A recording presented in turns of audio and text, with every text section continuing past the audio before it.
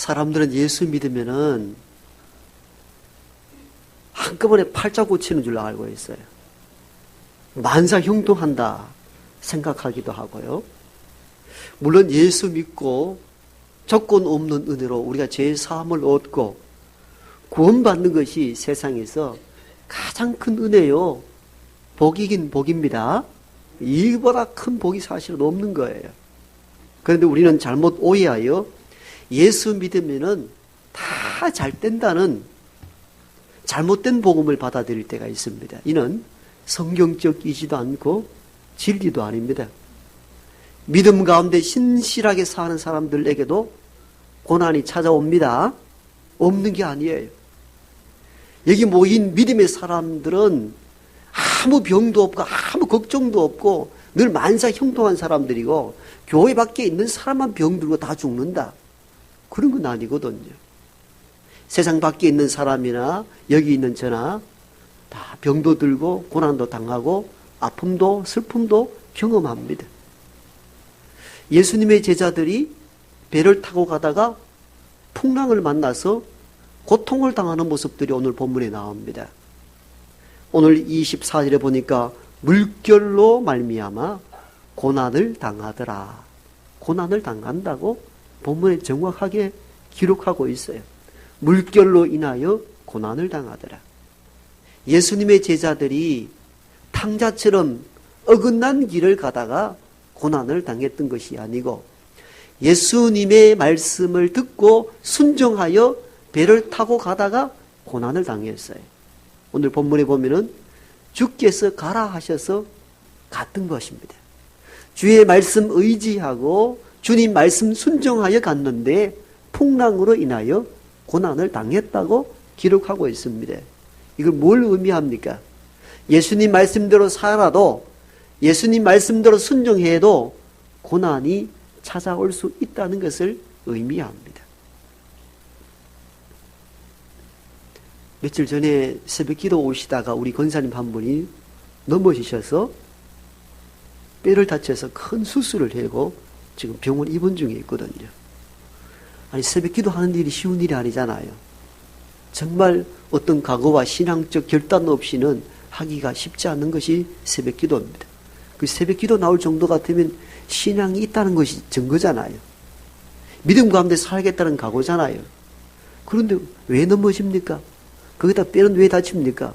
새벽 기도면 팔팔 날아야 되지. 여러분, 우리는 그렇게 시험 들 수가 있거든요. 아이고, 새벽 기도 가다가 다쳐가지고 수술을 했다. 시험 든다. 그게 아니에요. 새벽 기도 오다가도 다칠 수 있습니다. 이건 자연스러운 거예요. 자연스러운 거. 이상히 여겨야 될 이유가 하나도 없습니다. 예수님의 제자들 보십시오. 예수님의 말씀에 의지하여 배를 타고 갔는데 풍랑을 만나 고난을 당했다고 기록되어 있잖아요. 그 신앙인들은 이러한 일들에 의해서 우리 신앙이 흔들리지 말아야 됩니다. 어떤 사람은 교회에 나가서 예수 믿으면 잘 먹고 잘 살고 자식들 잘 된다라는 것 때문에 신앙생활을 시작했는데 어려움이 해소가 안 돼요. 그 신앙이 흔들립니다. 처음부터 복음적인 신앙을 받아들이지 못했던 거예요. 그건 신앙이 아니에요. 그냥 전설이에요. 그냥 우리끼리 하는 이야기예요. 믿음의 사람도 다 고난을 당하고 아픔을 경험하고 슬픔도 있는 거예요. 없는 게 아닙니다. 그래서 우리가 이 잘못된 신앙에 빠졌을 때에 믿다가 어려움과 고난이 다가오면은 시험이 듭니다. 믿으면 잘 된다 했는데 왜 이런 어려움이 오지? 왜 이렇게 병이 덜컥 걸리지? 내가 얼마나 기도하며 얼마나 신실하고 얼마나 봉사 잘하며 살았는데 그런 나에게 어떻게 이런 아픔과 고난을 주시는가? 여기 시험이 들어서 그 신앙을 접는 경우가 종종 벌어집니다. 이건 우리의 신앙적 출발이 잘못되었기 때문입니다. 왜? 예수 믿으면 병도 안 나고 잘 먹고 잘 살고 다 평안하다라는 비복음적인 사실에 매료됐기 때문이에요. 그렇지 않습니다. 성경은 신앙인들에게도 고난이 찾아온다고 분명히 언급하고 있습니다. 따라서 잘 믿는 자도 병들 수가 있고요. 사업상 어려움이 올 수도 있고요. 자녀들 애 먹을 수도 있습니다. 자연적인 현상입니다. 그러므로 우리는 이런 일들로 인하여 시험에 빠지거나 낙심하지 말아야 됩니다. 예수님의 제자들도 풍랑으로 인하여 고난을 당하듯이 예수님 따라가다 보면 어렵고 힘들고 고난당한 일들이 일어납니다. 없는 게 아니에요. 오히려 믿음의 사람들에게는 세상 사람들보다 더 많은 고난이 임하기도 합니다. 왜냐면요, 세상 사람들은 세상 방식 따라 살아가면 되는 거예요. 세상 물결 따라 움직이면 큰 고난 없이 살아갈 수 있는 거예요. 그러나 믿음의 사람은 어떻습니까? 항상 세상의 법과 하나님의 법이 충돌하기 때문에 여기서 고난이 올 수도 있다, 그 말이에요. 그러므로 오히려 진짜 믿음으로 사는 사람들에게는 크고 작은 고난과 어려움이 더 많을 수가 있습니다. 이걸 받아들여야 됩니다. 갈릴리 호수는 여러분 알다시피 이 기압차가 크고 낮과 밤의 기온차가 커서 돌풍이나 강풍이 많이 부는 것으로 유명합니다. 갈릴리 호수의 표면은 해수면보다, 바다의 표면보다 더 낮습니다. 그러니까 기압차가 상당히 일어납니다. 사막지대이다 보니까 낮과 밤의 기온차가 아주 큽니다. 여러분, 기온차가 크고 기압차가 크면 어떻게 합니까? 돌풍이 일어나는 것이죠. 여러분 다 알다시피, 여러분, 예를 들면은 저기압이 형성되는 대기간에 고기압이 밀려 들어올 때가 돌풍이 막 일어나거든요. 기압차 때문에 일어나는 돌풍이요, 강풍입니다.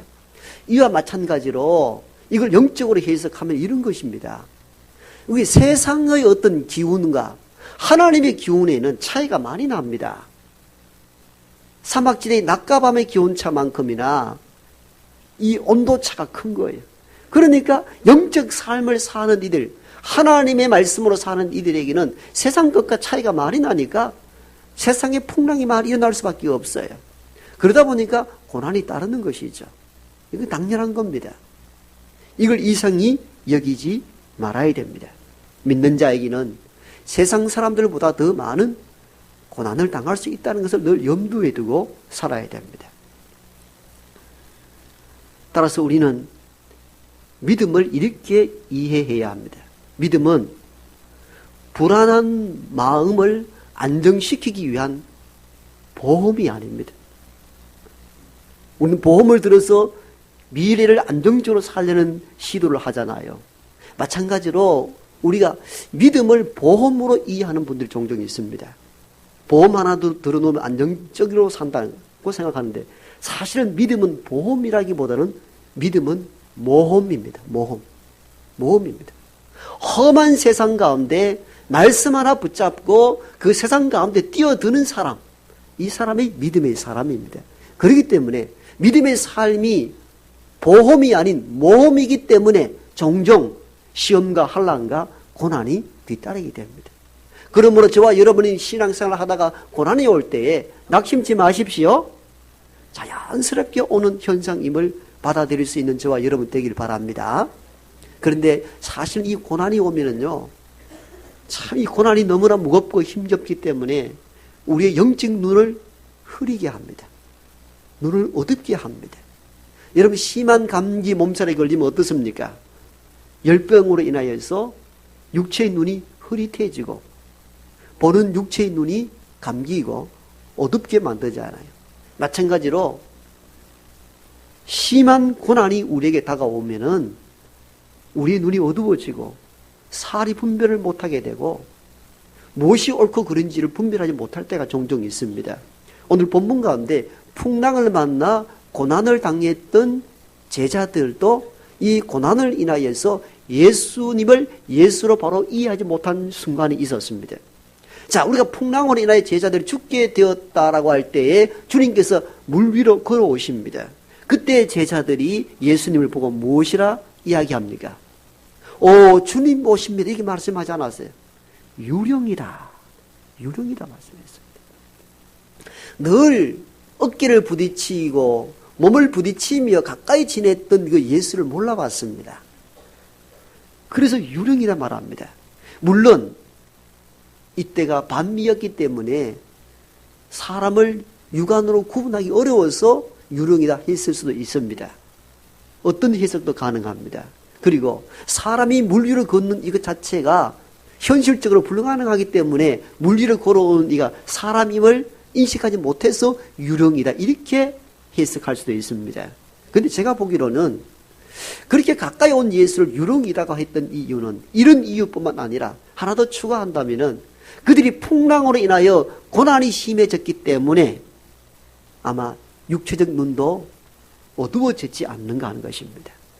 이 말의 의미를 깊이 새겨야 됩니다.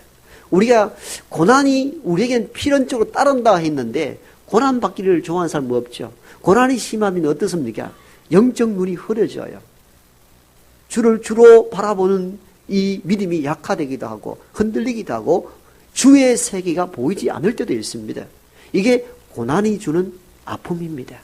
고난이 극심하면은 하나님을 잊어버리고 예수가 내 앞에 보이지 아니할 때가 있습니다. 제자들이 풍랑으로 인하여 고난을 당할 때에 자기 곁에 오는 예수를 주님이라 부르지 않고 유령이다 하는 것과 마찬가지로 고난이 극심할 때에 사람들은 육적, 영적 시야가 흐려질 수 있다는 겁니다. 또 다른 복음서에 보면은 베데스다 연못가에 38년 된 병자가 있습니다. 그 연못은 전설에 의하면은 천사가 가끔 내려와서 이 연못 물을 움직이는데 물이 움직일 때 가장 첫 번째 뛰어드는 사람의 병이 낫는다는 전설입니다. 나았는지 낫지 않았는지 알지 못하지만도 어디 가서 치료받지 못했던 불쌍한 영혼들이 그 베데스다 연못가에 진을 치고 있습니다. 38년 된 병자도 거기 한 사람입니다. 그 연못가에 주님이 찾아오셨습니다. 그리고 많고 많은 사람들 가운데서 38년 된 병자에게 특별히 가서 이렇게 말씀합니다. 너가 낫고자 하느냐? 핵심을 찌른 것이죠. 너가 낫고자 하느냐? 예, 주님, 내가 낫기를 원합니다. 이렇게 하면 얼마나 좋습니까? 이렇게 하면 역사가 일어났겠죠. 그런데 이 38년 된 병자는 엉뚱한 대답을 합니다. 선생님, 천사가 가끔 와서 물을 움직일 때에 다른 사람들이 먼저 내려가나이다. 나를 못에 던져줄 사람이 없어서 내가 여기 이렇게 있습니다. 너가 낫고자 하느냐라고 질문한 의도가 무엇이며 그 질문을 특별히 나에게 한 내 앞에 선 이분은 누구신가에 대한 궁극적인 질문이 하나도 없습니다. 자기 앞에 선 예수 그리스도가 보이지 않는 거예요, 사실은. 그래서 엉뚱한 대답한 거죠. 나를 연못에 넣어줄 사람이 없어 내가 여기 있다라. 예수님을 혹시 천사가 내려와서 물을 움직일 때 나를 던져 넣어줄 수단과 도구로만 이해하고 있습니다. 안타까운 현실이죠. 여러분, 38년 된 병자의 이런 질문 속에는 무엇이 포함되어 있습니까? 오랜 고난을 인하여서 육적, 영적 시야가 흐려져 있음을 발견하게 됩니다. 가끔 고난은 이런 아픔을 우리에게 가져다 줍니다. 우리가 살아가면서 우리가 감당할 수 없는 무게의 짐, 고난이 임할 때에 가끔 우리는 육체적, 영적 시야가 흐려져서 주를 바로 바라볼 수 없는 지경에 놓일 때가 있습니다. 이것이 고난이 주는 아픔이기도 합니다. 그러나 고난은 우리에게 이런 아픔만 주는 게 아닙니다. 고난은 때로는 주님을 보다 깊게 알게 하는 은혜의 수단이 되기도 합니다. 여러분, 극심한 고난은 우리의 영적 육적 눈을 흐리게 하여 주의 세계를 보지 못하게 하기도 합니다마는 때로는 고난은 극심한 고난을 통하여서 처음에는 육의 눈이 어두워지고 영의 눈이 흐리게 되어서 주의 오심을 바라보지 못하게 하지만도 고난을 경험하면서 체득하는 것이 뭐냐면은 주님의 놀라운 사실을 깨달아 알게 되고 영적 깊이의 세계로 들어가는 통로가 된다는 것입니다. 여러분, 심한 고난을 통하여 영적 깊이의 세계로 들어가는 많은 이들을 경험하게 되고 저와 여러분들도 신앙생활 하면서 이걸 경험했을 것입니다. 이 세상 평안하고 아무 일이 없을 때는 그냥 주님을 그냥 적당하게 믿어왔는데 고난의 극심한 일을 통하여서 주의 세계가 환히 내려다 보이고 주의 은혜가 얼마나 크고 놀라운 것을 경험하는 분들이 의외로 많잖아요. 내 몸이 건강할 때는 하나님의 세계가 별로 시원치 않게 보였는데 내 몸에 병이 임하여 중한 병이 죽어갈 때는 하나님의 세계가 열리기도 하고 주의 오심과 나 위에 죽으시는 그 놀라운 사건들이 내 안에 확 다가오기 시작합니다. 영적 깊이의 세계로 들어가는 통로가 고난인 것이죠. 여러분 오늘 본문에 보면은 초기에는 이들이 풍랑의 고난을 인하여 주님을 바라보지 못하고 유령이라 했던 이들이 주님께서 오셔서 풍랑을 잔잔케 하셨습니다. 이때 제자들이 어떻게 고백합니까? 마지막 절에 보니까 이는 하나님의 아들이로소이다. 여러분 고백이 딱 변화가 일어났죠. 처음에는 어떻게 했습니까? 주를 처음 봤을 때는 유령이다 그랬습니다. 그리고 마지막에는 어떻게 고백합니까? 하나님의 아들입니다.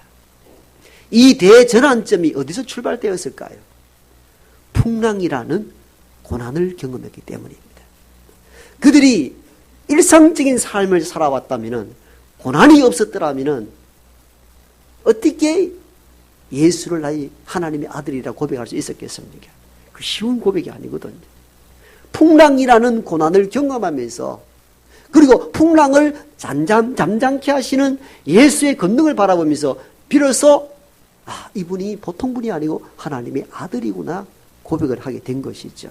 여러분 이 고백은 사실은 하나님의 아들 됩니다라는 이 고백은 최초의 고백입니다. 우리는 최초의 고백을 마태복음 16장 16절 너희들은 나를 누구라 하느냐라고 하였을 때 베드로가 했던 그 고백을 떠올리죠. 주는 그리스도시요 살아계신 하나님의 아들입니다. 바요나 시몬아 이를 알게 하신 것은 혈과 육이 아니며 성령께서 너로 알게 하셨으니 너는 이 고백 위에 내가 교회를 세우겠다. 우리는 이 토대 때문에 마태복음 16장 16절 베드로의 고백이 최초의 예수를 하나님의 아들로 본 고백으로 이해하는데 그렇지 않습니다.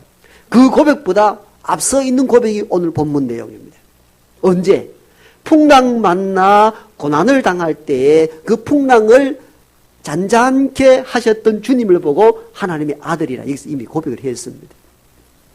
이 하나님의 아들이라는 이 고백은요, 당시에는 굉장히 위험한 고백입니다. 목숨 내놓고 하지 않으면 안 되는 고백이 예수를 하나님의 아들이라는 겁니다. 하나님의 아들이란 이 말은 신의 아들이다 이 말입니다. 신의 아들이라는 것은 그가 곧 신이라는 의미이기도 합니다. 왜 이 고백이 그렇게 위험한 고백이었는가? 여러분 알다시피 그때는 로마 황제 지배 아래 놓였잖아요. 그 시대에 신의 아들이라고 호칭을 입었던 유일한 분이 누구였겠습니까? 로마 황제 말이. 그 로마 황제를 퀴리오스, 지금 같으면 주님이라는 용어를 붙입니다. 그 어떤 세상의 인간에게도 붙일 수 없는 용어, 퀴리오스, 주, 하나님의 아들, 신의 아들이라는 호칭은 로마 황제만이 유일하게 붙일 수 있는 별칭이었습니다. 그 용어 때문에 기독교인들이 사실은 초기에 많은 박해를 당하고 죽임을 당했습니다. 예수가 하나님의 아들이라는 이 고백 때문에 죽었다니까요. 왜? 신의 아들이라는 것은 로마 황제에게만 유일하게 적용되어야 되는데 아니 나사렛 청년 저 목수의 아들이 신의 아들이라니 그 로마 황제와 똑같단 말이냐? 이렇게 오해하여 많은 초기 기독교인들이 순교를 당했습니다. 여러분 그런 시대에 예수님을 하나님의 아들이라 어마어마한 고백이었습니다. 그 지금 우리가 복음서를 읽다가 주는 그리스도시요 살아계신 하나님의 아들입니다라고 해도 구원받는다 그랬잖아요. 그게 오늘 뭐 그리 대단한 고백입니까? 오늘의 관점에서 그 고백이 별 고백같이 보이지 않습니다. 누구나 할 수 있는 고백 같아 보입니다. 그러나 그 시대에서는 로마 황제만이 신의 아들이라고 호칭할 수 있고 주라고 이야기하는 그 시대 속에서 예수를 주라고 고백할 수 있느냐는 거예요.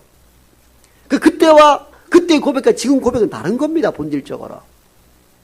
어떤 제자들은 풍랑을 경험함으로 말미암아 예수님을 하나님의 아들로 고백합니다. 영적 세계에 눈이 뜨인 거예요. 영적 깊이로 들어가는 통로가 된 것입니다. 무엇이? 고난이. 고난이 우리의 육과 영의 눈을 흐리게 하지만도 또 다른 고난은 하나님의 세계에 영안이 열리고 예수 그리스도가 하나님의 아들 되심을 고백하는 은혜의 도구가 되기도 한다는 겁니다. 그런 의미에서 고난은 가끔 우리에게 삶의 유익이 되기도 합니다. 욥기를 읽어보면요, 욥이 심한 고난을 당하잖아요. 하루아침에 바람과 함께 모든 재산이 날아갑니다. 어느 날은 자녀들이 다 죽습니다. 그는 고난이 임했을 때 처음에는 육의 눈이 어두워지고 영적 시야가 흐려졌습니다. 친구들이 그에게 충고하여도 받아들이지 않습니다. 내가 무슨 잘못 때문에 이런 어려움을 당하느냐고 자기의 정의로움과 자기 의로움을 계속 주장합니다. 사실은 자기 살아온 것을 생각하면 너무 억울한 것이죠. 그 처음에는 계속 변호하고 자기의 정당성을 주장하는데 고난이 깊어지고 세월이 지나가면서 나중에 어떻게 고백합니까? 욥기 42장에 보면은 내가 전에는 주를 귀로 듣기만 하였었더니 이제는 주를 눈으로 배움나이다. 귀로 듣는다는 것을 뭘 말합니까? 하나님은 알긴 알았는데 지식적으로 알았다 그 말이에요. 그런데 고난을 통하여 어떻게 눈으로 봤다 뭡니까? 체험했다 그 말이에요. 영적 깊이의 세계로 들어갔다 그 말이에요. 그 고난을 통하여 하나님의 세계를 바라보고 난 이후에 비로소 내가 하나님 앞에 내 정당을 주장할 수 없는 미약한 존재임을 인식하고 고백합니다. 하나님의 주권을 인정합니다. 왜 그렇습니까? 왜 이런 욥의 고난을 통하여 이런 놀란 반전이 일어납니까? 가끔은 고난은 우리의 육체의 눈을 어둡기도 하지만도 고난은 영적 시야를 넓히고 하나님의 세계에 들어간 통로가 되는 은혜의 도구이기 때문입니다. 그래서 시편 기자는 고난받는 것이 너에게 유익이라 말씀한 것입니다. 고난이 왜 유익입니까? 아픔이죠. 왜 유익이라 고백합니까? 고난을 통하여 하나님의 세계를 알아가기 때문에 유익이다. 고난을 통하여 영적 깊이의 세계로 들어가기 때문에 고난이 유익이라 말하는 거예요.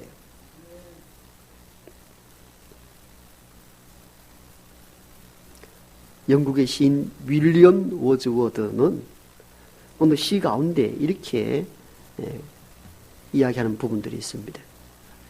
황량하고 거친 들판에 새 한 마리가 살았는데 둥지를 떠나서 먹이를 구해가지고 둥지로 돌아오려고 할 때 엄청난 강풍이 붑니다.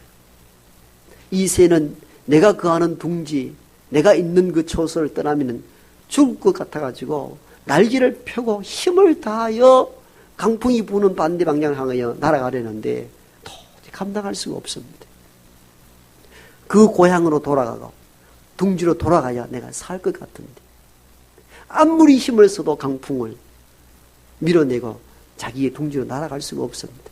결국은 강풍에 의해서 휩쓸려서 멀리 자기가 원치 않는 곳으로 날아갑니다. 어느 순간 강풍은 고요해지고 구름이 벗겨지고 높은 하늘에서 밑을 내려다보는데 얼마나 푸르고 얼마나 맑은 물이 펼쳐지는지 한 번도 가보지 못했던 새로운 세계를 경험합니다.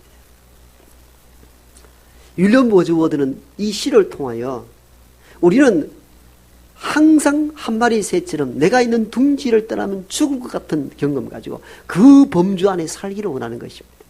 이 새라는 것은 어떤 안주하기를 원하는 우리의 모습을 투영해서 쓴 시이죠. 그런데 우리는 원치 않은 삶의 강풍, 고난을 인하여서 어디론가 내가 원치 않는 곳으로 날아가는데 가보니까 새로운 세계가 열리더라는 거예요. 이게 고난이 주는 유익이라는 겁니다. 아마 여러분 삶을 살아가면서 이걸 경험했을 거예요. 우리는 이 둥지를 떠나면 죽을 것 같아서 이걸 붙잡고 막 살았는데 내가 원치 않는 곳으로 어디로 갔을 때에 전혀 놀라운 사실을 발견하게 됩니다. 은혜의 순간을 경험하게 되죠. 야, 이러한 적이 있었는가 할 때가 있습니다. 고난이 주는 유익이 그렇다는 것입니다. 여러분, 처음에는 풍랑으로 인하여 고난을 당했던 제자들이 육체와 영의 눈이 어두워서 주님 오실 때도 주님을 바라보지 못하고 유롱이다 하였는데 나중에는 주님의 실체를 경험하고는 하나님의 아들이로소이다. 이런 고백의 전환점이 어디서 온 겁니까? 풍랑으로 인하여 고난을 당해봤기 때문입니다. 저와 여러분들은 고난을 다 싫어합니다. 피해갔으면 합니다. 그런데 가끔은 고난이 이 새 한 마리를 새로운 세계로 날려보내듯이 저와 여러분을 새로운 하나님의 세계로 진입하도록 하는데 풍랑이 나는 고난이 사용될 것입니다. 그때 고난을 인하여 원망불평하기보다는 내가 이 고난을 인하여 주님께로 더 빨리 나아가고 이 고난을 인하여서 내가 주님의 은혜를 더 깊이 경험합니다라고 고백할 수 있길 바랍니다. 여러분, 신앙의 목표는 고난 없는 삶이 아닙니다. 우리 그리 살아서는 안 됩니다. 그걸 목적 삼아서는 안 됩니다. 다시 말씀드립니다. 신앙의 목표는 고난 없는 삶이 아니라 고난을 통하여 주님을 깊이 아는 것이 신앙의 목표입니다. 제 말 이해하셨습니까? 우리의 신앙의 목표는 아무 일 없이 그냥 편안히 먹고 사는 것이 신앙의 궁극적인 목적이 되어서는 안 된다는 겁니다. 신앙의 궁극적인 목적은 고난을 통해서라도 주님의 세계를 깊이 알아가는 것. 이게 저와 여러분의 신앙의 목적이요 목표가 되어야 합니다. 그러므로 오히려 우리가 원치 않은 고난을 접할 때 사서할 필요는 없지만도 살아가면서 병이다, 가산의 파산이다, 위기와 환란이 몰아칠 때 정말 믿어도 별 볼 일 없네, 이제 나 신앙 버려야 되겠다 하는 것이 아니라 이 고난의 풍랑으로 인하여서 하나님이 보여줄 세계가 정말 궁금해할 줄 아는 믿음의 사람이 되어야 합니다. 왜? 신앙의 목적은 고난 없는 것이 목적이 아니라 고난을 통하여 하나님의 세계를 점점 알아가는 것이 목적이 되어야 되기 때문입니다. 그러므로 오늘 고난을 당한 사람들이든지 앞으로 고난이 우리에게 몰려올 때마다 이 말씀 붙잡고 제자들이 처음에는 유령이라 했던 이들이 하나님의 아들이라고 고백했던 것과 마찬가지로 고난을 인하여 하나님의 세계를, 하나님의 은혜를 더 깊이 알아가는 저와 여러분 되기를 간절히 소망합니다.